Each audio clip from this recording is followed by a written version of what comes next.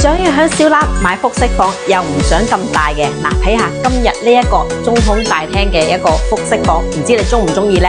位於我哋小欖嘅一個永寧啊，咁呢一度呢，細細間下，嗱，一層嘅面積咧係66平方，兩層嘅面積咧係81平方啊。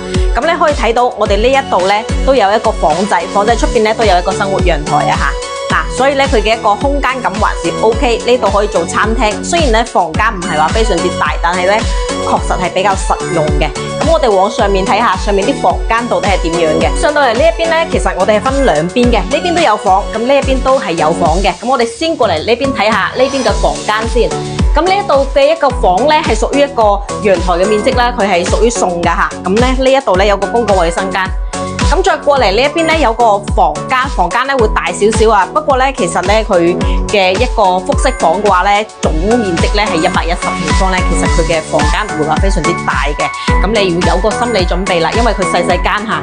嗱，再往呢一邊過去咧就有另外一間房啦。咁過到嚟呢邊間房咧，咁呢邊間房嘅一個房間咧係可以睇到一個出邊嘅中空大廳啦。咁其實佢嘅空間感還算 OK 嘅。往呢邊過嚟咧又有衣帽間同埋另外一個房仔啊。咁咧廁所啊呢啲都一應俱全噶啦，樓下樓上都有廁所嘅。咁咧呢一度咧一共係整咗3個廁所噶嚇。相對起咧，如果你唔需要咁多廁所嘅情況下咧，到時可以自己設計下嘅。咁年底啦，我哋同開發商咧係有簽一個團購嘅合同嘅，同我哋買房嘅客戶咧係唔需要俾中介費，而且有額外嘅一個團購價，所以咧相對起咧都會比較優惠嘅。如果近期咧想去中山呢邊咧買新房嘅話咧，可以揾到我哋攞呢個團購嘅優惠啊。咁最主要係乜嘢咧？唔使中介費，仲有售後服務啊。